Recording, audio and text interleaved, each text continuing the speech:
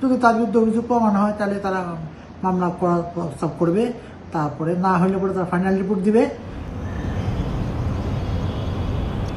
সাবেক পুলিশ মহাপরিদর্শক বেনজির আহমেদ ও তার পরিবারের বিরুদ্ধে ওঠা দুর্নীতির অভিযোগের অনুসন্ধান শুরু হয় গত সোমবার। বৃহস্পতিবার জানা যায়, বেনজির ও তার পরিবারের সম্পদের তথ্য চেয়ে আর্থিক গোয়েন্দা সংস্থা BFIU, joint stock exchange, sub registry office সহ 8টি প্রতিষ্ঠানের কাছে তথ্য চেয়েছে সংস্থাটি। মে মাসের প্রথম সপ্তাহের মধ্যে তথ্য দিতে বলা হয়েছে সংস্থাগুলোকে।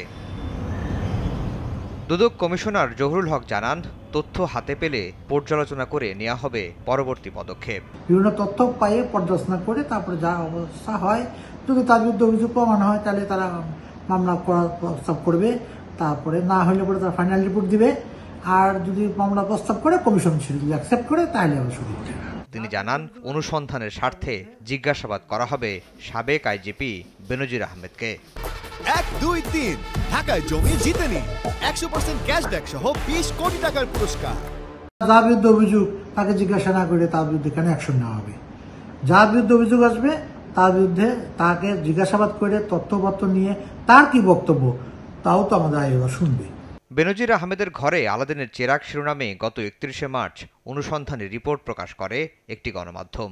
2 এপ্রিল প্রকাশিত হয় আরেকটি রিপোর্ট। দুটি রিপোর্টে আসা অভিযোগের সত্যতা যাচাইয়ে গত 18 এপ্রিল অনুসন্ধানের সিদ্ধান্ত নেয় দুর্নীতি দমন কমিশন। আফজার হোসেন, সময় সংবাদ, ঢাকা।